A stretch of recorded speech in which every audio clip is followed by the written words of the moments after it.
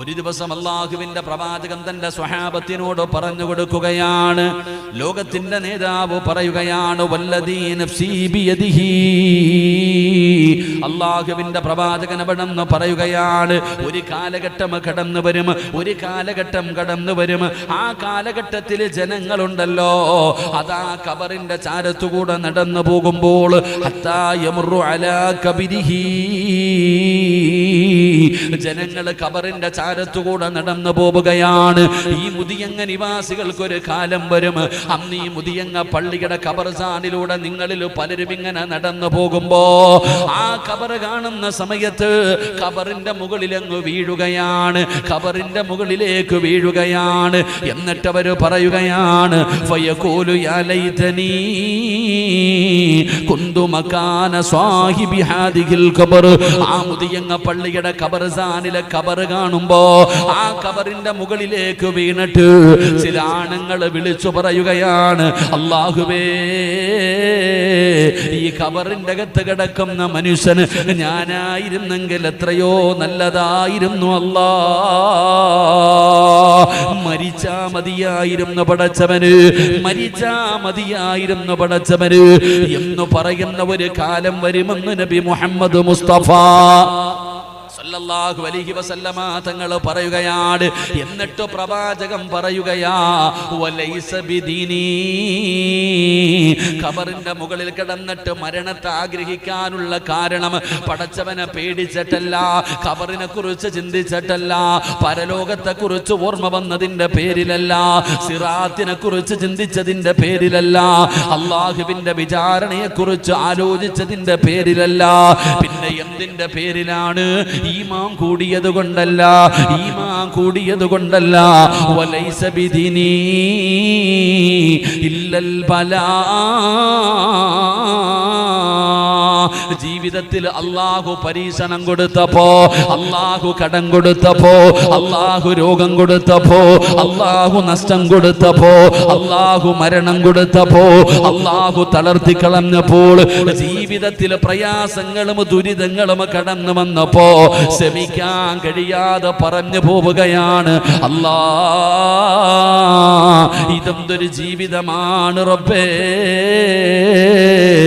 മരിച്ചാ മതിയായിരുന്നു അല്ലാ എന്ന് എന്റെ സമുദായം പറയുന്ന ഒരു കാലം വരുമെന്ന് ആദരവായ പ്രവാചകൻ നബി മുഹമ്മദ് മുസ്തഫ സല്ലല്ലാഹു അലൈഹി വസല്ലമ തങ്ങൾ പറയുന്നു, എന്റെ സമുദായത്തിനൊരു കാലഘട്ടം കടന്നു വരും, ആ കാലഘട്ടത്തിൽ ഖബർ കാണുമ്പോൾ അതിന്റെ മുകളിൽ അങ്ങ് വീഴും.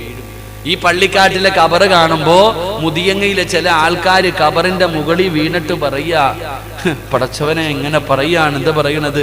ഹത്താ തമുറു അലാ ഖബരിഹി, ആ ഖബറിന്റെ മുകളിൽ വീണിട്ട് പറയും, യാ ലൈതനി കുന്തു മകാന സ്വാഹിബ ഹാദൽ ഖബർ, ഈ മണ്ണിനടി കിടക്കണ മനുഷ്യൻ എത്ര ഭാഗ്യവാൻ, ഞാനായാ മതിയായിരുന്നു പടച്ചവനെ എന്ന് പറഞ്ഞാൽ നമ്മൾ ആരും ഖബറിന്റെ മുകളിൽ പോയി വീഴുന്നില്ലെന്നേ ഉള്ളൂ. നമ്മൾ പറയുന്നുണ്ട് ജീവിതത്തിൽ രോഗവും പ്രയാസവും കടവും കച്ചവടമൊക്കെ തകർന്ന് തരിപ്പണമായപ്പോ സമാധാനം ഇല്ലാതെ വന്നപ്പോ പറയാ, മരിച്ചാ മതിയായിരുന്നു പടച്ചവനെ, മരിച്ചാ മതിയായിരുന്നു പടച്ചവനെ. ഇങ്ങനെ പറയുന്ന ഒരു കാലം വരുമെന്ന് നബി മുഹമ്മദ് മുസ്തഫ സല്ലല്ലാഹു അലൈഹി വസല്ലമ തങ്ങൾ പറഞ്ഞു, അങ്ങനെ ഒരു കാലം വരും. നമ്മളിപ്പോ പറഞ്ഞുകൊണ്ടിരിക്കുക, ഇനി കുറച്ച് കഴിയുമ്പോൾ ഖബറിന്റെ മുകളിൽ പോയി വീഴും, ഇത്രയേ ഉള്ളൂ. എന്റെ പ്രിയപ്പെട്ട സഹോദരങ്ങളെ, എങ്കിൽ എന്തുകൊണ്ടാണ് നമുക്കിങ്ങനെ സംഭവിച്ചത്? എടാ ഞാൻ ചോദിക്കട്ടെ ചങ്ങാതി, നീ ചെയ്യുന്ന അതേ കച്ചവടം തന്നെയല്ലേ ഈ മുതിയങ്ങയിൽ പലരും ചെയ്യണേ? പക്ഷെ ഓൻ രക്ഷപ്പെട്ടല്ലോ, നീ എന്താ രക്ഷപ്പെടാത്ത? നിന്നെക്കാലിട കൂലിപ്പണി ചെയ്ത് നടക്കുന്നവൻ പോലും 2 നില വീട് വെച്ച്, നീ ഗൾഫിൽ കിടന്ന് കഷ്ടപ്പെടാൻ തുടങ്ങിയിട്ട് എത്ര കൊല്ലമായി? സ്വന്തമായിട്ടൊരു കൂരയുണ്ടോ? എന്തേ അതിന്റെ കാരണം? തലവേദന വന്നു കഴിഞ്ഞാൽ സ്ഥിരമായി തലവേദനയുണ്ട്, തലവേദന എടുക്കുമ്പോൾ ഒരു ഗുളിക വാടിക്കുക, തിന്ന, തലവേദന മാറി. സത്യത്തിൽ തലവേദന മാറാറില്ല, വേദനയെ മാറാറുള്ളൂ. ഈ ടാബ്ലറ്റ് കഴിക്കുന്നതിലൂടെ നിന്റെ വേദന കുറയും, രോഗം അവിടെ തന്നെ കിടക്കാം.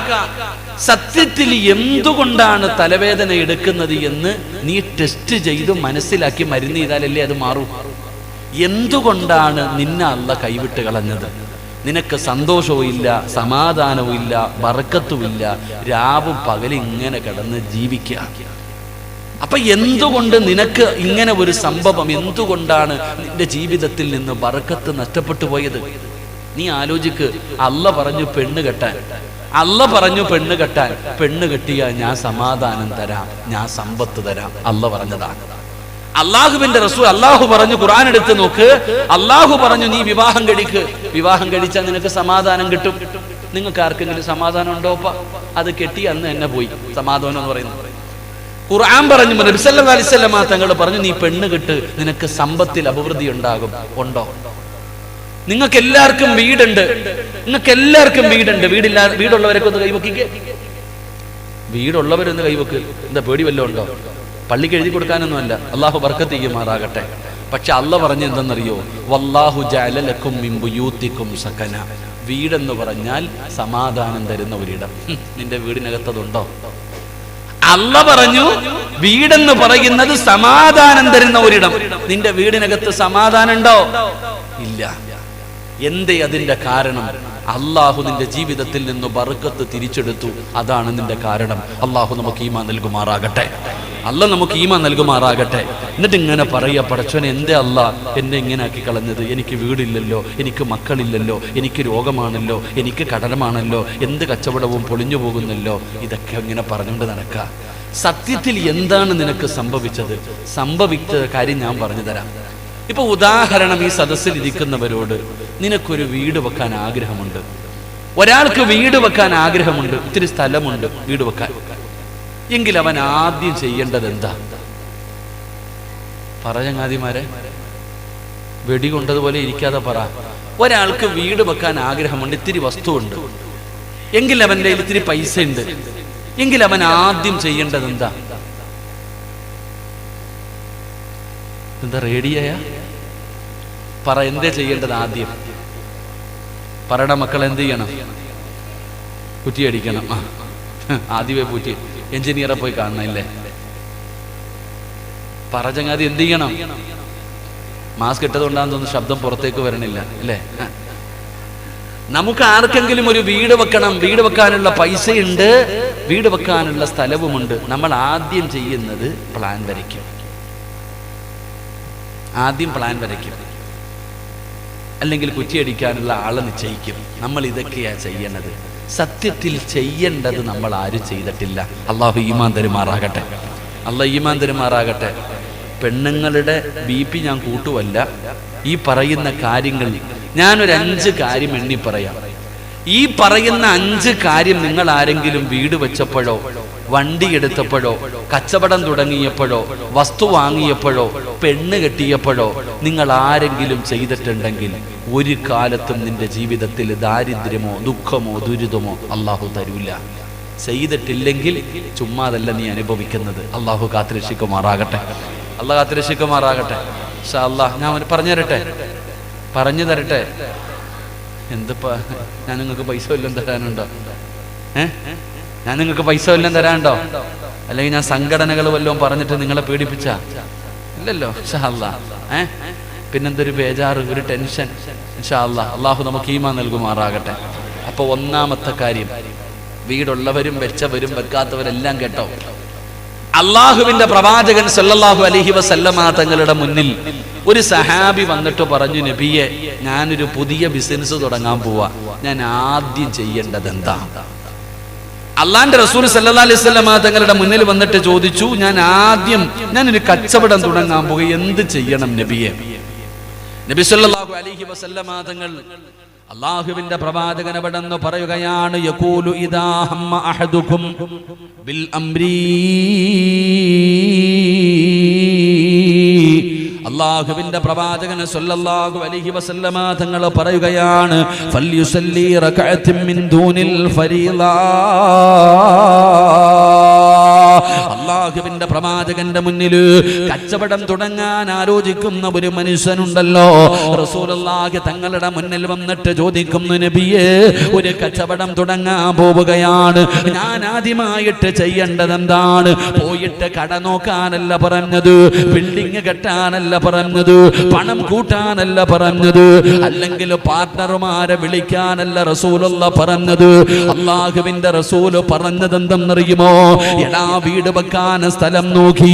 നിന്റെ കയ്യിൽ പൈസയുണ്ട്, വീട് വെക്കണമെന്ന് ആഗ്രഹമുണ്ടാകുമ്പോ ആദ്യം വരയ്ക്കേണ്ടത് പ്ലാനല്ല, നല്ല എഞ്ചിനീയറെയല്ല പോയി നോക്കേണ്ടത്, അല്ലെങ്കിൽ പടച്ചവനെ കുറ്റികടിക്കാനുള്ള ദിവസമല്ല നിശ്ചയിക്കേണ്ടത്, അല്ലെങ്കിൽ പടച്ചവനെ അല്ലെങ്കിൽ മറ്റുള്ള വഴികളല്ല നേടേണ്ടത്. റസൂലുള്ള പറയുകയാ, അവിടെന്ന് പറഞ്ഞു ഫൽയുസല്ലി റകഅത്തിൻ മിൻ ദൂനിൽ ഫരീള,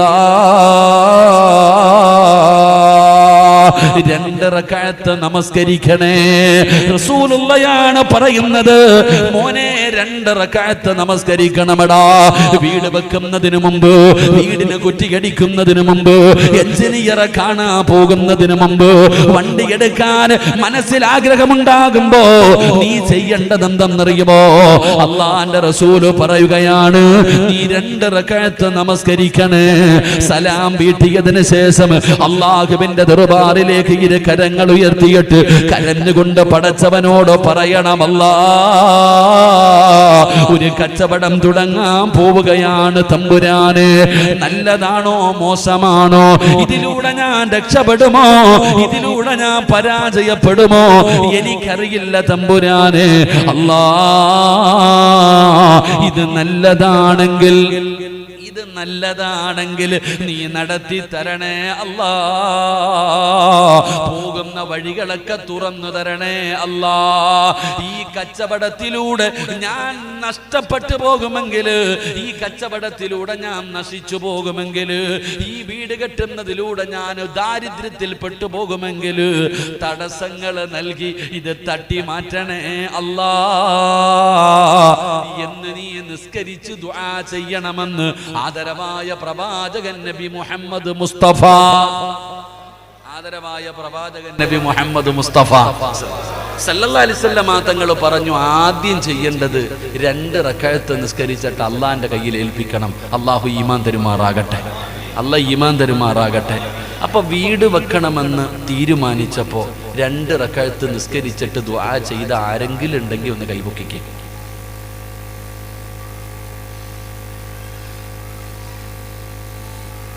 ബിസിനസ് തുടങ്ങണമെന്ന് ആലോചിച്ചപ്പോഴേ, ഒരു കച്ചവടം തുടങ്ങുന്ന സമയത്ത് 2 റകഅത്ത് നിസ്കരിച്ച് ദുആ ചെയ്ത ആരെങ്കിലും ഉണ്ടെങ്കിൽ കൈപൊക്ക്. പെണ്ണ് കെട്ടണമെന്ന് തീരുമാനിച്ചപ്പോൾ നിസ്കരിച്ച ആരെങ്കിലും ഉണ്ടോ? നിനക്ക് ബർക്കത്ത് വേണം, വരും, മോളീന്ന് വരും, കാത്തിരുന്നു. അല്ലാഹ് ഈമാൻ തരുമാറാകട്ടെ, അല്ലാഹ് ഈമാൻ തരുമാറാകട്ടെ. എടാ, നീ തുടങ്ങിയപ്പോ നിനക്ക് ഓർക്കാനൊന്നും വയ്യ. നിനക്ക് എന്തെങ്കിലും കാര്യം തുടങ്ങുമ്പോ അല്ലാഹും വേണ്ട, ആരും വേണ്ട, പെട്ട് കഴിയുമ്പോ വേണം. കട തുടങ്ങി പൂട്ടാറായി, ലക്ഷങ്ങളുടെ നഷ്ടം വന്നു, കടത്തിലായി. അപ്പൊ പള്ളിക്കകത്ത് വന്നിരുന്നിട്ട് അല്ലാ അല്ലാ അല്ലാ അല്ലാ. ആർക്ക് വേണം നിന്റെ അല്ല വിളി? എടാ, പെടുമ്പോ വിളിക്കാൻ എല്ലാരെ കൊണ്ടും പറ്റും. സാക്ഷാൽ ഫിറഔൻ വിളിച്ചില്ലേ? മൂസാ നബി അലൈഹിസ്സലാം ഫിറഔനിന്റെ കൊട്ടാരത്തിൽ കേറി ഇറങ്ങി നടന്നിടാ. പൊന്നാര ചങ്ങാതി, അള്ളാനെ കൊണ്ട് വിശ്വസിക്കടാ. നിന്റെ ഈ അഹങ്കാരൊക്കെ നീ മാറ്റിവെക്ക്, റബ്ബിനെ കൊണ്ട് നീ വിശ്വസിക്ക്. പോടാ മൂസ, അന റബ്ബുക്കുമുൽ അഅല, ഞാനായി റബ്ബ്, നിന്റെ റബ്ബ, ഞാനാടാ റബ്ബ് എന്ന് മൂസാ നബിയോട് മറുപടി പറഞ്ഞ ആ ശപിക്കപ്പെട്ട ലഅനത്താക്കപ്പെട്ട ഫിറഔനെ അവസാനം ചെങ്കടലി മുങ്ങുമ്പോ അവൻ പറഞ്ഞു, ഹത്താ ഇദാ അദ്റകഹുൽ ഗർഖു, വെള്ളത്തിൽ മുങ്ങുമ്പോ പറയാ, മൂസ, നീ പറഞ്ഞ ദൈവത്തെ ഞാൻ വിശ്വസിക്കുന്നുണ്ട് കേട്ടാ. അപ്പൊ വിളിച്ചിട്ട് കാര്യമില്ല. എടാ, നീ വീട് കെട്ടുന്നതിന് മുമ്പ്, നീ പെണ്ണ് കെട്ടുന്നതിന് മുമ്പ്, നീ കച്ചവടം തുടങ്ങുന്നതിന് മുമ്പ്, നീ വണ്ടി എടുക്കുന്നതിന് മുമ്പ്, നീ വസ്തു വാങ്ങുന്നതിന് മുമ്പ് അള്ളാനോട് പറയണം, ഇത് നല്ലതാണോ മോശമാണോ എനിക്കറിയത്തില്ല അല്ലാ. നല്ലതാണെങ്കിൽ ഞാൻ പോകുന്ന വഴികൾ മൊത്തം എനിക്ക് തുറന്ന് എളുപ്പമാക്കി തരണം, ഇല്ലെങ്കിൽ തടസ്സങ്ങൾ തന്ന് തട്ടി മാറ്റണം എന്ന് നീ പറയണേ എന്ന് സിറാജല്ല പറയുന്നത്, മഹാനായ ആദരവായ പ്രവാചകൻ നബി മുഹമ്മദ് മുസ്തഫ സല്ലല്ലാഹു അലൈഹി വസല്ലം. അല്ലാഹു ഈമാൻ തരുമാറാകട്ടെ. അപ്പൊ ഒന്നാമത്തെ കാര്യം തന്നെ ചെയ്തിട്ടില്ല. ഇപ്പൊ മനസ്സിലായ? ഒന്നാമത്തെ കാര്യം തന്നെ നിങ്ങൾ ചെയ്തിട്ടില്ല. പിന്നെ എങ്ങനെ നിങ്ങൾക്ക് അഭിവൃദ്ധി ഉണ്ടാകും? ഇനി രണ്ടാമത് ചെയ്യേണ്ടത് എന്താ? വിശദീകരിക്കുന്നില്ല, ആകെ 1 മണിക്കൂറല്ലേ ഉള്ളൂ. വിശദീകരിക്കുന്നില്ല. 2, മഹാനായ പ്രവാചകൻ സല്ലല്ലാഹു അലൈഹി വസല്ലമ തങ്ങൾ പറയുകയാണ്, എന്റെ പ്രിയപ്പെട്ട പെങ്ങളെ, ഇനിയെങ്കിലും നീ ഒന്ന് ചെയ്യാൻ തയ്യാറാകുക. അല്ലാഹുവിന്റെ വിശുദ്ധമായ ഖുർആൻ പറയുകയാണ്, രണ്ടാമത്തെ കാര്യം എന്തെന്നറിയുമോ? വഅംറുഹും ശൂറാ ബൈനഹും. അല്ലാഹുവിന്റെ വിശുദ്ധമായ ഖുർആൻ 114 സൂറത്തുകൾ. ആ 114 സൂറത്തിലെ ഒരു സൂറത്തിന്റെ പേരെന്തെന്നറിയുമോ? സൂറത്തു ശുഅറാ. കൂടിയാലോചന. ഖുർആനിലെ ഒരു സൂറത്തിന്റെ പേര് തന്നെ. എങ്കിൽ അല്ലാഹു പറയുകയാണ്, മോനെ, വീട് വെക്കുന്നതിന് മുമ്പ്, കച്ചവടം തുടങ്ങുന്നതിന് മുമ്പ്, വണ്ടി എടുക്കുന്നതിന് മുമ്പ്, വസ്തു വാങ്ങുന്നതിന് മുമ്പ്, എന്ത് കാര്യവും ചെയ്യുന്നതിന് മുമ്പ് നീ നിന്റെ കുടുംബക്കാരോട് ചർച്ച ചെയ്യണേ. എടാ, നിന്റെ കുടുംബത്തിലെ കാരണവന്മാരുണ്ടല്ലോ, അല്ലെങ്കിൽ നീ തുടങ്ങുന്ന കച്ചവടത്തെ കുറിച്ച് അറിവുള്ളവർ, അവരോട് നീ ചോദിക്കണം, അവരോട് നീ ചർച്ച ചെയ്യണം എന്ന് പറഞ്ഞു തന്ന് കാണിച്ചു തന്നതാരെന്നറിയുമോ? എന്തെങ്കിലും ഒരു കാര്യം ചെയ്യുന്നതിന് മുമ്പ്, സ്വന്തം തീരുമാനമെടുക്കുന്നതിന് മുമ്പ് നീ ആരോടെങ്കിലും ചോദിക്കാൻ പറഞ്ഞു തന്നതാരെന്നറിയുമോ? ഈ ലോകം മുഴുവനും അടക്കി ഭരിക്കുന്ന രാജാതിരാജനായ, ഈ പ്രപഞ്ചത്തിന്റെ അധിപനായ എന്റെയും നിന്റെയും റബ്ബുണ്ടല്ലോ, ആ അല്ലാഹയാ കാണിച്ചു തന്നത്. വൈദ് ഖാല റബ്ബുക ലിൽ മലായികതി ഇന്നി ജാഇലു ഫിൽ അർളി ഖലീഫ. അല്ലാഹു മനുഷ്യനെന്ന് പറയുന്ന എന്നെയും നിന്നെയും സൃഷ്ടിക്കാൻ തീരുമാനിച്ചപ്പോ അല്ലാഹു മലക്കുകളെ മുഴുവനും വിളിച്ചുകൂട്ടി, കോടാനുകോടി മലക്കുകളെ വിളിച്ചുകൂട്ടി. എന്നിട്ട് അല്ലാഹു ചോദിക്കുകയാണ്, മലക്കുകളെ, മനുഷ്യനെന്ന് പറയുന്ന ഒരു വിഭാഗത്തെ ഞാൻ സൃഷ്ടിക്കാൻ പോകുകയാണ്, എന്താണ് നിങ്ങളുടെ അഭിപ്രായം?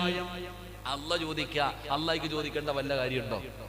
അല്ലാഹുവാണ് മലക്കുകളെ സൃഷ്ടിച്ചത്. ആ മലക്കുകളെ വിളിച്ചു നിർത്തിയിട്ട് അല്ലാഹു ചോദിക്ക, ഞാൻ മനുഷ്യൻ എന്ന് പറയുന്ന ഒരു വിഭാഗത്തെ സൃഷ്ടിക്കാൻ പോകുന്നു, നിങ്ങളുടെ അഭിപ്രായം എന്താ? മലക്കുകൾ പറഞ്ഞു, വേണ്ട അല്ലാഹ്, വേണ്ട അല്ലാഹ്. അപ്പോഴും അല്ലാഹു പറഞ്ഞു, ഇന്നി അഅലമു മാ ലാ തഅലമൂൻ, നിങ്ങൾക്കറിയാത്തത് പലതും എനിക്കറിയാം. അപ്പൊ നമ്മൾ മനസ്സിലാക്കേണ്ടത്, അല്ലാഹു സുബ്ഹാനഹു വ തആല ഒരു കാര്യം ചെയ്യാൻ തീരുമാനിച്ചപ്പോൾ അല്ലാഹു മലക്കുകളോട് അഭിപ്രായം ചോദിച്ചു എന്ന് അല്ലാഹുവിന്റെ വിശുദ്ധ ഖുർആൻ. അല്ലാഹു ഈമാൻ തരുമാറാകട്ടെ. അല്ലാഹ് ഈമാൻ തരുമാറാകട്ടെ. എന്നിട്ടും മലക്കുകൾ പറഞ്ഞ, മലക്കുകൾക്ക് അറിവില്ല, എന്നിട്ടും അല്ലാഹ് ചോദിച്ചു. നീ കട തുടങ്ങാൻ നേരത്ത് ആരോടാ ചോദിച്ചേ? നീ കട തുടങ്ങാൻ നേരത്ത് ആരോടാ ചോദിച്ചേ? നീ വീട് വെക്കാൻ നേരത്തെ ആരോട് പോയി ചോദിച്ചിട്ടാ നീ വെച്ചത്? എന്റെ പ്രിയപ്പെട്ടവരെ, അല്ലാഹ്ക്ക് ഈഗോ ഇല്ലായിരുന്നു. എനിക്കും നിനക്കും പോയിട്ട് അവന്റെ അടുക്ക പോയി എങ്ങനെ പോയി ചോദിക്കില്ലേ? ഓന്റെ അടുത്ത് പോയി എങ്ങനെ ചോദിക്കാനാ? നാണക്കേട് അല്ലേ? അവൻ എന്നെ കുറിച്ച് എന്ത് വിചാരിക്കും? നമ്മൾ ചോദിക്കാറില്ല. എങ്കിൽ അല്ലാഹു സുബ്ഹാനഹു വ തആല തന്റെ മലക്കുകളോട് അഭിപ്രായം ചോദിച്ചു. മഹാനായ നബി മുഹമ്മദ് മുസ്തഫ സല്ലല്ലാഹു അലൈഹി വസല്ലമ തങ്ങൾ ബദറിൽ പോകുമ്പോൾ സ്വഹാബത്തിനോട് ചോദിച്ചു, സഹാബ, നിങ്ങളുടെ അഭിപ്രായം എന്താ? ബദർ യുദ്ധത്തിന് പോയപ്പോ, ഹന്തക്ക് യുദ്ധത്തിന് പോയപ്പോ അല്ലാഹുവിന്റെ പ്രവാചകൻ സല്ലല്ലാഹു അലൈഹി വസല്ലമ തങ്ങൾ സ്വന്തം തീരുമാനമെടുക്കുകയായിരുന്നില്ല, സ്വഹാബത്തിനോട് അഭിപ്രായം ചോദിച്ചു എന്ന് ചരിത്രം പഠിപ്പിക്കുന്നു. അപ്പൊ അല്ലാഹ്ക്ക് ചോദിക്കാം, മുത്തുനബിക്ക് ചോദിക്കാം, സിറാജിന് പറ്റൂല. അല്ലാഹ്ക്ക് ചോദിക്കാം, അല്ലാഹുവിന്റെ റസൂൽ സല്ലല്ലാഹു അലൈഹി വസല്ലമ തങ്ങൾക്ക് ചോദിക്കാം, എനിക്കും നിങ്ങൾക്കും പറ്റത്തില്ല. അങ്ങനെ ചോദിക്കാത്തത് കൊണ്ടാ ഇപ്പൊ കടന്ന് അനുഭവിച്ചുകൊണ്ടിരിക്കുന്നത്. അല്ലാഹു കാത്തിരക്ഷിക്കുമാറാകട്ടെ. ഉറക്ക അല്ലാഹു കാത്തിരക്ഷിക്കുമാറാകട്ടെ. എൻ്റെ പ്രിയപ്പെട്ട സഹോദരങ്ങളെ, വീട് കെട്ടും. ഇപ്പൊ എല്ലാവരും വീട് കെട്ടാൻ തുടങ്ങിക്കഴിഞ്ഞാൽ വീടൊക്കെ കെട്ടും. എന്നിട്ട് പള്ളിയിലെ ഉസ്താദ് വരും ഉദ്ഘാടനത്തിന് വന്നിട്ട് ഉസ്താദ് പറയും, അവിടെ ഇടിച്ചുകള, ഇവിടെ ഇടിച്ചുകള, അത്ര തന്നെ. നിന്റെ വീടിന്റെ താമസം കയറുന്ന എന്താ കുടിയിറക്കൽ, എന്താ പറയാ, എന്താ കുടിയല്? മുടിയല. ഇപ്പൊ എടാ, നിന്റെ വീടിനകത്ത് താമസം തുടങ്ങുന്ന അന്നത്തെ ദിവസം പള്ളിയിൽ നിന്ന് ഉസ്താദന്മാരൊക്കെ വരും, ദുആ ചെയ്യാൻ. വല്ല തങ്ങന്മാരൊക്കെ വരും. എങ്ങനെയുണ്ട് ഉസ്താദെ വീട്? ഉസ്താദന്മാരിങ്ങനെ തലതാഴ്ത്തിയിരിക്കും. അല്ല, ധൈര്യമായിട്ട് പറ ഉസ്താദെ. ഉസ്താദ് പറയും, അതവിടെ പാടില്ലട്ടാ, അത് വേണ്ട, ഇടിച്ചു കളയണം. അപ്പത്തേക്ക് കെട്ടിയ വീട് ഒന്നാമത്തെ ദിവസം തന്നെ ഇടിക്കാൻ പറയുക. എടാ ചങ്ങാതി, ഇത് കെട്ടുന്നതിന് മുമ്പ് നീ പള്ളിയുടെ ഖത്തീബിനടുത്ത് പോയി ചോദിക്കണ്ടേ? നിന്റെ വീട് പണിയുന്നതിന് മുമ്പ്, എടാ എഞ്ചിനീയറിന് എത്ര വിവരം കാണും? ഓന് വരയ്ക്കാനേ അറിയത്തുള്ളൂ, ബാക്കിയൊന്നും അറിയത്തില്ല. വീടെന്ന് പറഞ്ഞാൽ എന്തെന്നറിയോ നിനക്ക്? വീടെന്ന് പറഞ്ഞാൽ നിനക്ക് അതിനകത്ത് താമസിക്കണ്ടേ, നിനക്ക് മരിക്കുന്ന കാലം വരെ ആ വീടിന്റെ അകത്ത് താമസിക്കണ്ടേ, നിനക്ക് സമാധാനം വേണ്ടേ? റസൂലുള്ളാഹി സ്വല്ലല്ലാഹു അലൈഹി വസല്ലമ തങ്ങൾ പറഞ്ഞു, ഇദാ അറത്ത റസൂലുള്ളാഹി സ്വല്ലല്ലാഹു അലൈഹി വസല്ലമ തങ്ങൾ പറഞ്ഞു, ഒരു മനുഷ്യനെ അള്ളാഹു നശിപ്പിക്കാൻ ഉദ്ദേശിച്ചാൽ അവന് കള്ളുകുടിയല്ല കൊടുക്കുന്നേ. ഒരാളെ അള്ളാഹു നശിപ്പിക്കാൻ ഉദ്ദേശിച്ച അവനെ കള്ളുകുടിയനാക്കൂല, അതല്ല, അല്ലെങ്കിൽ പെണ്ണുപിടിയനോ പലിശക്കാരനാക്കൂല. അള്ളാഹു ഒരാളെ നശിപ്പിക്കാൻ ഉദ്ദേശിച്ചാൽ അവന് വീട് വെക്കാൻ ആഗ്രഹം കൊടുക്കും, അവന് വീട് വെക്കാൻ ആഗ്രഹം കൊടുക്കും, അവൻ മുടിഞ്ഞു പോകും. അള്ളാഹു കാത്തുരക്ഷിക്കുമാറാകട്ടെ. ഈ മുതിയങ്ങ മുതൽ നേരെ ചെറുവാഞ്ചേരി വരെ പോയാൽ മതി, ഇതിനിടയിൽ എത്ര വീടുകൾ ഇന്നും അങ്ങനെ കിടക്കുന്നുണ്ട്. എന്റെ പ്രിയപ്പെട്ട സഹോദരങ്ങളെ, വീട് വെക്കാൻ തുടങ്ങി, തന്റെ ജീവിതകാലം മുഴുവനും ഉണ്ടാക്കിയത് മുഴുവനും പൈസ ചെലവഴിച്ചു. വീടിന്റെ പണി തീർന്നോ? ഇല്ല. പിന്നെ കടം വാങ്ങാൻ തുടങ്ങി, പെണ്ണും പൊള്ളയുടെ വിൽക്കാൻ തുടങ്ങി, അതും തീരുന്നില്ല. അവസാനം പോയി ലോൺ എടുത്തു. ലോണും എടുത്തിട്ട് വീട് പണിതു. പടച്ചവനെ, ഇപ്പോ ആ ലോണൊന്ന് ഒഴിയാൻ വേണ്ടി വീട് വിൽക്കാൻ തയ്യാറായി നിൽക്കുക പലരും. അള്ളാഹു കാത്തുരക്ഷിക്കുമാറാകട്ടെ. കാരണം എന്താ? വീടെന്ന് പറഞ്ഞാൽ അതാ നിനക്ക് കളിയാ. ഒരു വീട് വെക്കുന്ന സമയത്ത് പള്ളിയിലെ ഉസ്താദിന്റെ അടുക്ക വന്നിട്ട് പറയാ, ഉസ്താദെ കന്നിമൂലയ്ക്ക് എന്തോ കുഴപ്പമുണ്ട് ഉസ്താദെ. കന്നിമൂലയ്ക്കല്ലടാ, നിന്റെ തലയ്ക്കാ മോൾ ചോദിക്കുക. വീട് വെക്കുന്നതിന് മുമ്പ്, ഓരോ കച്ചവടങ്ങൾ ചെയ്യുന്നതിന് മുമ്പ്, കച്ചവടം ചെയ്തു പരിചയമുള്ളവരോട് നീ ചോദിക്ക്, ഇത് ചെയ്താൽ രക്ഷപ്പെടാൻ വല്ല വഴിയുമുണ്ടോ? വീട്ടിലെ വാപ്പാടെ വാപ്പ കാരണവന്മാര് കുറെ എണ്ണം ഉണ്ടല്ലോ മോനെ, ഒന്നുപോയി ചോദിക്കടാ. പെണ്ണ് കെട്ടാൻ പോകുമ്പോൾ പോലും നീ ചോദിക്കത്തില്ല, പിന്നെ കച്ചവടം ചെയ്യുമ്പോൾ. പെണ്ണ് കെട്ടാൻ പോകുന്ന സമയത്ത് പോലും പണ്ടത്തെ കാലങ്ങളിൽ പെൺകുട്ടികൾ വീട്ടിലേക്ക് കയറി വരുമ്പോൾ വാപ്പ പറഞ്ഞു, മോളെ നിന്റെ കല്യാണം ഉറപ്പിച്ചു, ഇതാണ് പുതിയ അപ്പള. കണ്ടു, കഴിഞ്ഞു, അൽഹംദുലില്ലാഹ്. ഇപ്പൊ 11ാം ക്ലാസ്സിൽ പഠിക്കുന്ന, +1 പഠിക്കുന്ന മകള് വീട്ടിൽ വന്നിട്ട് പറയും, ഞാനൊരുത്തനെ നോക്കി വെച്ചിട്ടുണ്ട്, നിങ്ങൾ കെട്ടിച്ചെന്നാ മതി. ഇതവസ്ഥ. എന്നിട്ട് കടന്ന് അനുഭവിക്കുകയാ. അള്ളാഹു കാത്തുരക്ഷിക്കുമാറാകട്ടെ. അപ്പൊ 2 സിറാജ് പറഞ്ഞതല്ല, അള്ളയാ പറഞ്ഞത്. വഅംറുഹും ശൂറാ ബൈനഹും. നീ എന്ത് നല്ല കാര്യം ചെയ്യാൻ തീരുമാനിക്കുമ്പോഴും നീ അറിവുള്ളവരോട് ചോദിക്ക്. ഒറ്റയ്ക്ക് തീരുമാനമെടുക്കരുത്, മുഷാവറ ചെയ്ത് തീരുമാനമെടുക്ക്. അള്ളാഹു നിന്നെ രക്ഷപ്പെടുത്തും, പടച്ചവൻ നിന്നെ സഹായിക്കുമെന്ന് നബി മുഹമ്മദ് മുസ്തഫ. അള്ളാഹു നമുക്ക് ഈമാൻ നൽകുമാറാകട്ടെ. ഈമാൻ നൽകുമാറാകട്ടെ. 3 ഇങ്ങോട്ട് നോക്ക്. 3 അള്ളാഹുവിന്റെ റസൂൽ സല്ലല്ലാഹു അലൈഹി വസല്ലം തങ്ങൾ പറഞ്ഞു, അള്ളാഹുവിന്റെ തൃപ്തിയും അള്ളാഹുവിന്റെ സഹായവും നീ ഉറപ്പിക്കണം. കച്ചവടത്തിന് ഇറങ്ങുമ്പോ, ഒരു പുതിയ കച്ചവടത്തിന് ഇറങ്ങുമ്പോ നീ ഒരു കാര്യം ഉറപ്പിക്കണം, അള്ളാഹുടെ സഹായം ഉണ്ടോ ഇല്ലേ, അതാ നോക്കണ്ടേ. അള്ളാഹ് സഹായിച്ചില്ലെങ്കിൽ നീ പോയി. അള്ളാന്റെ സഹായം ഉറപ്പിച്ചിട്ട് വേണം നീ കച്ചവടത്തിന് ഇറങ്ങാൻ. അള്ളാന്റെ സഹായം ഉറപ്പിച്ചിട്ട് വേണം നീ വീട് വെക്കാൻ ഇറങ്ങാൻ. അള്ളാന്റെ സഹായം ഉറപ്പിച്ചിട്ട് വേണം നീ പെണ്ണ് കെട്ടാൻ ഇറങ്ങാൻ. അള്ളാന്റെ സഹായം ഉറപ്പിച്ചിട്ട് വേണം നീ വണ്ടി വാങ്ങാൻ ഇറങ്ങാൻ. അപ്പൊ റസൂലുള്ളാഹി തങ്ങളോട് സഹാബത്ത് ചോദിച്ചു, എങ്ങനെയാ നബിയെ അള്ളാന്റെ സഹായം കിട്ടാ, അള്ളാന്റെ തൃപ്തി കിട്ടാ? ഒരൊറ്റ ഉദാഹരണം ഞാൻ ചോദിക്കട്ടെ. പഴയ കാലങ്ങളിൽ നിങ്ങളുടെ വീട്ടിൽ ഒരു തെങ്ങ് വെച്ചു. നിങ്ങളുടെ വീടുകളിൽ നിങ്ങളുടെ വാപ്പ അല്ലെങ്കിൽ വാപ്പയുടെ വാപ്പ നിങ്ങളുടെ വീട്ടിൽ ഒരു തെങ്ങ് വെച്ചു. ആ തെങ്ങിൽ നിന്ന് ആദ്യമായിട്ട് കിളിക്കുന്ന തേങ്ങ എന്ത് ചെയ്യുമായിരുന്നു? പറ. നിങ്ങൾക്ക് മടിവല്ല ഉണ്ടോ? അല്ല, നിന്റെ മൊഴിയാൻ വല്ല പാടുണ്ടോ? നിങ്ങളുടെ വീട്ടിൽ ഒരു തെങ്ങിൽ നിന്ന് ആദ്യമായിട്ട് കിട്ടുന്ന തേങ്ങ എന്ത് ചെയ്യുമായിരുന്നു? പള്ളിക്ക് കൊടുക്കും. ഒരു 10 മുട്ട വെച്ചു, വിരിഞ്ഞാൽ ഒരു കോഴി ആർക്ക് കൊടുക്കും? പള്ളിക്ക് കൊടുക്കും. നിന്റെ വീട്ടിലോ? നീ വെട്ടി തിന്നും. അതന്നെ അവസ്ഥ. അവർക്ക് വിവരം ഉണ്ടായിരുന്നു, അവർക്ക് ബുദ്ധി ഉണ്ടായിരുന്നു. എന്റെ പ്രിയപ്പെട്ട സഹോദരങ്ങളെ, പണ്ടത്തെ കാലത്ത് അങ്ങനായിരുന്നു. അള്ളാഹുവിന്റെ റസൂൽ സല്ലല്ലാഹു അലൈഹി വസല്ലം തങ്ങൾ പറഞ്ഞു, ഹുബ്ബുൽ ഫുഖറാഇ വൽ മസാകീൻ. അള്ളാഹുവിന്റെ സഹായം വേണോ, അള്ളാഹുവിന്റെ തൃപ്തി വേണോ, ഒരു സദക്ക കൊടുക്കടാ മോനെ. 10ാം ക്ലാസ്സിൽ പരീക്ഷ എഴുതാൻ പോകുന്ന കുട്ടികൾ പള്ളിയുടെ മുന്നിലെത്തുമ്പോൾ ഒരു 5 രൂപ പള്ളിയുടെ വഞ്ചിപ്പെട്ടിയിടും. എന്തിന്? വെറുതെ. ദൂരെ യാത്ര പോകുന്നവർ, ലോഡുമായിട്ട് പോകുന്നവർ പള്ളി കാണുമ്പോ ആ പള്ളിയുടെ മുന്നിൽ ഒരു വഞ്ചി കാണും. ആ വഞ്ചിയിൽ മുസ്ലിമും ഇടും, ഹൈന്ദവനും ഇടും, ക്രിസ്ത്യാനിയും ഇടും. എന്തിനാ ഇടുന്നേ? അള്ളാഹുടെ സഹായം കിട്ടാൻ. പക്ഷേ നീ വീട് വെച്ചപ്പോ ആർക്കാ പൈസ കൊടുത്തേ? നീ വണ്ടി 25 ലക്ഷത്തിന്റെ വണ്ടി എടുത്തപ്പോ ആർക്കാടാ പള്ളിയിൽ ഒരു 5 പൈസ നീ ഇട്ടോ? നീ നിന്റെ മക്കളെ കെട്ടിച്ചപ്പോ ഏതെങ്കിലും ഒരു പാവപ്പെട്ടവന് എന്തെങ്കിലും 1 ഗ്രാം നീ വാങ്ങിക്കൊടുത്തോ? എന്നിട്ട് നിനക്ക് ബറക്കത്ത് വേണം. അള്ളാഹു നമുക്ക് ഈമാൻ നൽകുമാറാകട്ടെ. ഉറക്കപ്പറ അല്ലാഹ് ഈമാൻ നൽകുമാറാകട്ടെ. മഹാനായ നബി മുഹമ്മദ് മുസ്തഫ സ്വല്ലല്ലാഹു അലൈഹി വസല്ലമ തങ്ങൾ പറയുകയാണ്, അള്ളാഹുവിന്റെ റസൂല് പറയുകയാണ്, പടച്ച റബ്ബിന്റെ സഹായം നിനക്കുണ്ടാകണം, അള്ളാഹുവിന്റെ തൃപ്തി നിനക്കുണ്ടാകണം.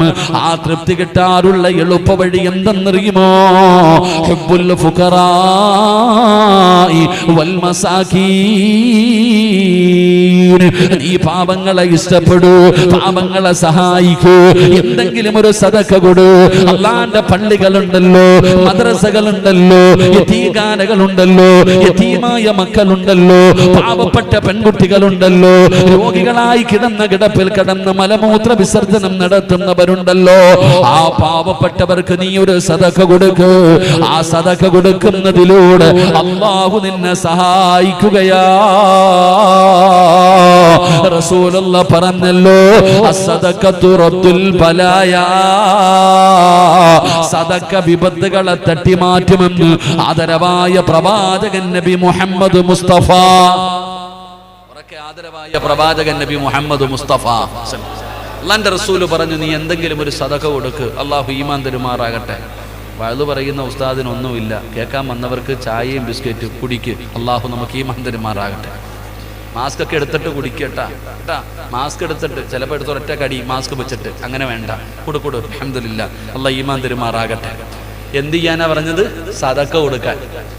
എന്റെ പ്രിയപ്പെട്ട സഹോദരങ്ങളെ, സഹോദരിമാരെ, നിങ്ങളൊക്കെ വീട് വെച്ചപ്പോ 5 നയാ പൈസ പള്ളിയുടെ മുതിയങ്ങ പള്ളിയുടെ വഞ്ചിപ്പെട്ടിയിൽ ഒരു 10 രൂപ ഇട്ടോ.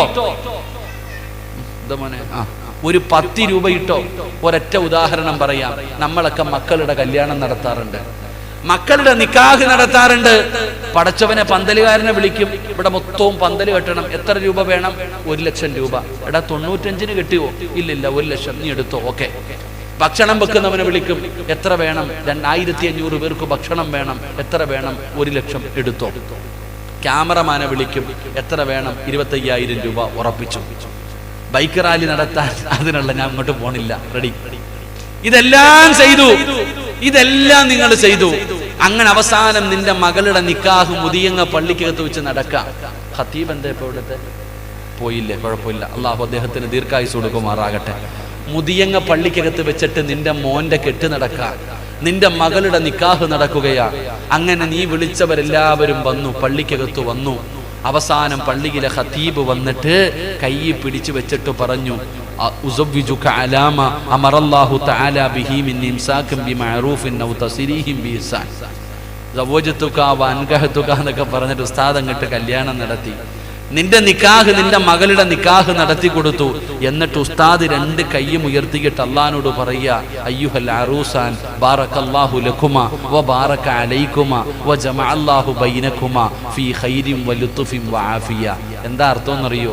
അള്ളാഹുവേ, ഈ നവദമ്പതികൾക്ക് നീ ബറക്കത്ത് ചെയ്യണേ അല്ലാ, നല്ല ജീവിതം കൊടുക്കണേ അല്ലാ, ഒത്തൊരുമ കൊടുക്കണേ അല്ലാ. ഉസ്താദ് നെഞ്ചു പൊട്ടിയിട്ട് ദുആ ചെയ്യുക. അപ്പം നിന്റെ വാപ്പ പോലും ചിലപ്പോൾ ഇങ്ങനെ വെച്ചിരിക്കണ കൈ, നിന്റെ വാപ്പ പോലും ചിലപ്പോ കൈ ഇങ്ങനെ താഴെ ഇട്ടിട്ടിരിക്കുക, അങ്ങോട്ടും ഇങ്ങോട്ടും നോക്കുക, ആമീൻ പറയണമെന്നില്ല. നിന്റെ കൂടപ്പുറപ്പ് ക്യാമറയും പിടിച്ചോണ്ട് ഇങ്ങനെ നടക്കുക. പലരും ഇങ്ങനെ ഭിത്തിയും ചാരിയിരിക്കുക, കാലും നീട്ടിയിട്ട്. നിനക്കൊരു നല്ല ജീവിതം കിട്ടാൻ വേണ്ടി ഏറ്റവും കൂടുതൽ ദുആ ചെയ്തത് പള്ളിയിലെ ഖത്തീബ. പക്ഷേ ആ പള്ളിയിലെ ഖത്തീബിന് കൈമടക്ക് കൊടുക്കേണ്ട സമയം വന്നപ്പോ വാപ്പാനോട് ചോദിച്ചു, എത്ര കൊടുക്കണോന്ന്? 500 വേണോ 1000 വേണോ? നിന്റെ ജീവിതത്തിൽ നിന്റെ നിക്കാഹിന്റെ അന്ന് ഏറ്റവും വലിയ പുണ്യകർമ്മം ചെയ്ത് നിനക്ക് വേണ്ടി ദുആ ചെയ്തു തന്ന ആ പള്ളിയിലെ ഖത്തീബിന് കൊടുക്കാൻ പൈസയുടെ സമയമായപ്പോ നീ കണക്ക് നോക്കി. 3 മാസം കഴിഞ്ഞപ്പോ കമ്മിറ്റി ഓഫീസിൽ വന്നിരിക്കുക, ഉസ്താദെ 2 പേരും പിരിയാ നിക്ക, ഒന്ന് നേരെയാക്കി തരാൻ. അല്ലാഹു ഈമാൻ തരുമാറാകട്ടെ. കല്യാണത്തിന്റെ അന്ന് നിനക്ക് ഓർമ്മയില്ലായിരുന്നു, നിക്കാഹിന്റെ അന്ന് നിനക്ക് ഓർമ്മയില്ല. പക്ഷെ എന്ന് ഓർമ്മ വന്നു, മോളും ഭർത്താവും തമ്മിൽ അടിച്ച് പിരിഞ്ഞ് തലാഖിന്റെ വക്കിലെത്തിയപ്പോ പള്ളിക്കകത്ത് വന്നിരുന്നിട്ട് പറയാ നേരെയാക്കാൻ. അപ്പോഴാണോടാ നേരെയാക്കേണ്ടത് വാപ്പ? ഞാൻ പറഞ്ഞു വന്നത്, അള്ളാഹുവിൻ്റെ സഹായവും തൃപ്തിയും ഉറപ്പിച്ചിട്ട് വേണം ഏതു പണിക്കും ഇറങ്ങാൻ. ഇല്ലാതെ കിടന്ന് കരഞ്ഞിട്ട് കാര്യമില്ല. അള്ളാഹ് ഈമാൻ തരുമാറാകട്ടെ. അതിനുള്ള വഴി ഒരു 10 പൈസ, ഒരു 10 രൂപ, ഒരു 5 രൂപ അള്ളാഹു പറയുന്നു, പള്ളിക്കോ മദ്രസയ്ക്കോ യതീംഖാനയ്ക്കോ നിനക്ക് ഇഷ്ടമുള്ളവർക്ക് നീ കൊടുക്ക്, അള്ളാഹു നിന്നെ സഹായിക്കുമെന്ന് നബിയുനാ റസൂലുള്ളാഹി. 3 4 നിർത്താറായോ? സാധാ മടുക്കുമ്പോ പറയണം കേട്ടാ, കാരണം ഇത് വയലല്ലല്ലോ, ക്ലാസ് അല്ലേ. അതുകൊണ്ട് 4 മഹാനായ നബി മുഹമ്മദ് മുസ്തഫ സല്ലല്ലാഹു അലൈഹി വസല്ലമ തങ്ങളുടെ തൃപ്തിയും സഹായവും വേണം നീ രക്ഷപ്പെടണമെങ്കിൽ. അള്ളാഹുവിന്റെ പ്രവാചകൻ സല്ലല്ലാഹു അലൈഹി വസല്ലമ തങ്ങളുടെ തൃപ്തിയും സഹായവും ഉണ്ടെങ്കിലേ നീ രക്ഷപ്പെടത്തുള്ളൂ. അതിനെന്തേ ചെയ്യണ്ടേ? അള്ളാഹുടെ സഹായം കിട്ടി, അള്ളാഹുവിന്റെ തൃപ്തി നിനക്ക് കിട്ടി. ഇനി പ്രവാചകൻ സല്ലല്ലാഹു അലൈഹി വസല്ലമ തങ്ങളുടെ തൃപ്തി നിനക്കുണ്ടാകണം. വീട് വെച്ചാലും, വണ്ടി എടുത്താലും, പെണ്ണ് കെട്ടിയാലും, വസ്തു വാങ്ങിയാലും, കച്ചവടം തുടങ്ങിയാലും അള്ളാന്റെ തൃപ്തിയും വേണം, മുത്തുനബിയുടെ തൃപ്തിയും വേണം. അള്ളാഹുവിന്റെ റസൂലിന്റെ തൃപ്തി കിട്ടാനുള്ള എളുപ്പ വഴി അള്ളാന്റെ വിശുദ്ധമായ ഖുർആൻ പാരായണം ചെയ്യുമെന്ന് നബിയുനാ റസൂലുള്ളാഹി. എന്റെ പൊന്നുമോനെ, എടാ പൊന്നാര ചങ്ങാതി, വീട് വെക്കുന്നതിന് മുമ്പ് പള്ളിയിലെ ഉസ്താദിനെ വിളിച്ചിട്ട് ഒരു ഫാത്തിഹ എങ്കിലും ഓതിപ്പിക്കുക. അത്ര ഞാൻ പറഞ്ഞുള്ളൂ. നിനക്ക് റസൂലുള്ളാഹി തങ്ങളുടെ സഹായം വേണോ? ഖുർആൻ ഓത്. പള്ളിയിലെ ഉസ്താദിനെ വിളിക്കണമെന്ന് ഞാൻ പറയുന്നില്ല. നീയെങ്കിലും ഇരുന്നിട്ട് ഒരു യാസീൻ ഓതടാ മോനെ. വണ്ടി എടുക്കാൻ പോകുന്നതിന് മുമ്പ്, കച്ചവടം തുടങ്ങാൻ പോകുന്നതിന് മുമ്പ് ഒരു യാസീൻ ഓതടാ. കാരണം എന്തെന്നറിയോ? ഖുർആനിൽ 114 സൂറത്തുണ്ട്. പക്ഷേ മരിച്ച വീട്ടിൽ പോയാലും യാസീൻ, കല്യാണ വീട്ടിൽ പോയാലും യാസീൻ, മൗലിദിന് പോയാലും യാസീൻ, എവിടെ പോയാലും യാസീൻ. എന്താ യാസീന്റെ പ്രത്യേകത? റസൂലുള്ളാഹി സ്വല്ലല്ലാഹു അലൈഹി വസല്ലമ തങ്ങൾ പറഞ്ഞു, യാസീൻ ഓതുമ്പോൾ എന്തിനു വേണ്ടിയാണോ ഓതുന്നത് അത് അള്ളാഹു കൊടുക്കുമെന്ന് നബി മുഹമ്മദ് മുസ്തഫ. യാസീൻ ഓതുന്നത് പടച്ചവനെ എന്റെ കച്ചവടത്തിൽ ബർക്കത്തുണ്ടാകണം എന്ന് നിയത്ത് ചെയ്തിട്ട് ഓതിയ ബർക്കത്തുണ്ടാകും. പടച്ചവനെ എന്റെ വണ്ടി, പടച്ചവൻ എന്നെ അപകടങ്ങളെ തൊട്ട് നീ കാക്കണം, യാസീൻ ഓതിയ അത് തന്നെ ഉണ്ടാകും. റസൂലുള്ളാഹി തങ്ങൾ പറഞ്ഞു, യാസീൻ ഓതിയിട്ട് ദുആ ചെയ്താൽ അല്ലാഹു സ്വീകരിക്കുമെന്ന് നബിയുനാ റസൂലുള്ളാഹി. അതാ യാസീന്റെ പ്രത്യേകത. അതാണ് യാസീന്റെ പ്രത്യേകത. എടാ, മരിച്ച് മുതിയങ്ങ പള്ളിയുടെ ഖബർസ്ഥാനിൽ കിടക്കുന്ന നിന്റെ വാപ്പാടെ ഖബറിന്റെ ചാരത്ത് പോയിട്ട് നീ യാസീൻ ഓതിയ നിന്റെ വാപ്പ 40 ദിവസം രക്ഷപ്പെട്ടു. റസൂലുള്ളാഹി തങ്ങൾ പറഞ്ഞു, ഖബറിന്റെ ചാരത്ത് പോയി നിന്ന് യാസീൻ ഓതിയാൽ 40 ദിവസം ഖബറാളികളുടെ ശിക്ഷ അല്ലാഹു മാറ്റിക്കൊടുക്കുമെന്ന് നബിയുനാ റസൂലുള്ളാഹി. അതുകൊണ്ട് മുത്തുനബിയുടെ, അല്ലാഹുവിന്റെ റസൂലിന്റെ തൃപ്തിയും സഹായവും നിനക്ക് വേണമെങ്കിൽ നീ എന്ത് ചെയ്യണം? ഖുർആൻ ഓതണം, യാസീൻ ഓതണം. യാസീൻ ഓതിയില്ലെങ്കിലും ഒരു ഇഖ്ലാസ് എങ്കിലും ഓതു മോനെ, ഒരു ഫാത്തിഹ എങ്കിലും ഓത്, ഒരു സൂറത്തെങ്കിലും നീ ഓത്. ആ ഓതുന്നതിലൂടെ അള്ളാന്റെ തൃപ്തിയും കിട്ടി. മഹാനായ നബി മുഹമ്മദ് മുസ്തഫ സല്ലല്ലാഹു അലൈഹി വസല്ലമ തങ്ങളുടെ തൃപ്തിയും സഹായവും നിനക്ക് ലഭിക്കുകയാണ്. അല്ലാഹ് നിന്നെ രക്ഷപ്പെടുത്തിയില്ലേ? മുത്തുനബി ഇഷ്ടപ്പെട്ട് കഴിഞ്ഞില്ലേ? ഇനി എന്താണ് നിനക്ക് വേണ്ടത്? ഒന്ന്, ഏത് നല്ല കാര്യവും ചെയ്യാൻ തീരുമാനിക്കുമ്പോൾ ഒന്നാമത് ചെയ്യേണ്ടത് ഫല്യുസല്ലി റകഅതൻ മിൻ ദൂനിൽ ഫരീള, 2 റകഅത്ത് നിസ്കരിച്ചിട്ട് ദുആ ചെയ്യണേ. രണ്ടാമത്തെ കാര്യം എന്തെന്നറിയുമോ? അറിവുള്ളവരോട് ചോദിക്ക്, മുശാവറ ചെയ്ത് വഅംറുഹും ശൂറാ ബൈനഹും. നീ അറിവുള്ളവരോട് ചോദിക്കാതെ നീ ചെയ്യരുത്. 3, അല്ലാഹുവിന്റെ തൃപ്തി നേടണേ, അല്ലാഹുവിന്റെ സഹായം നേടണേ. അതിനുള്ള എളുപ്പ വഴി ഹുബ്ബുൽ ഫുഖറാഇ വൽ മസാകീൻ.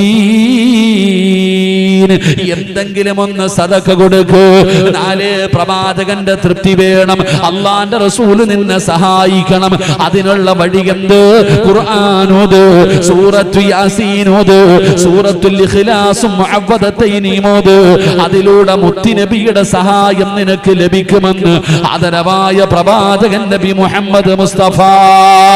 5ാമത്തെ കാര്യം എന്തെന്നറിയുമോ? അല്ലാഹു കഴിഞ്ഞു, മുത്തുനബി കഴിഞ്ഞു. അടുത്ത കാര്യം എന്തെന്നറിയോ? ഉമ്മാനെ കൊണ്ട് ദുആ ചെയ്യിപ്പിക്കണേ. വാപ്പാനെ കൊണ്ട് ദുആ ചെയ്യിപ്പിക്കണേ. മാതാപിതാക്കളുടെ തൃപ്തിയും ദുആയും നീ വാങ്ങിയാ നീ രക്ഷപ്പെടുമെന്ന് നബി മുഹമ്മദ് മുസ്തഫ.